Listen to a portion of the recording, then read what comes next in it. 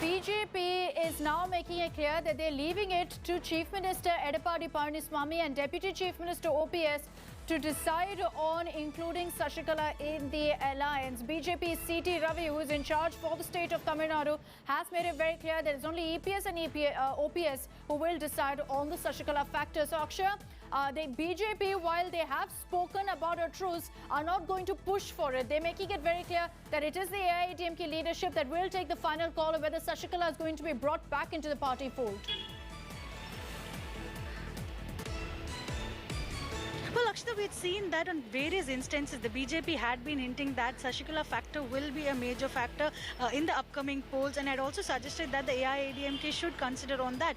But we had seen that EPS, the Chief Minister of the state, time and again had reiterated that he is not ready for any kind of merger with Sashikala faction. Meanwhile, the TTV Dinakaran faction has also been maintaining that the BJP is not pushing for them. But if there is any kind of an alliance which has to be formed with the AIADMK, then it has to be in the leadership of AMMK. So, this is a very tough move that is going on for the AIADMK presently, because already Sashikala has filed a petition at the Madras High Court seeking that she be the original ownership of the party as a General Secretary, and all those who had ousted her do not have the power to do that.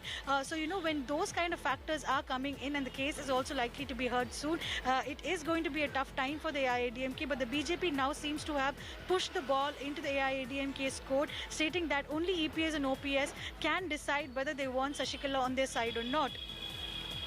All right, so the BJP is going to leave it to the AIADMK to decide on Sashikala. This comes after, in the talks between the BJP and the AIADMK, reportedly the Bharatiya Janata Party had spoken about the inclusion of Sashikala, about a truce, but looks like it's going to be EPS and OPS who will take the final call. The BJP no way is going to be pushing for Chinnamma's entry.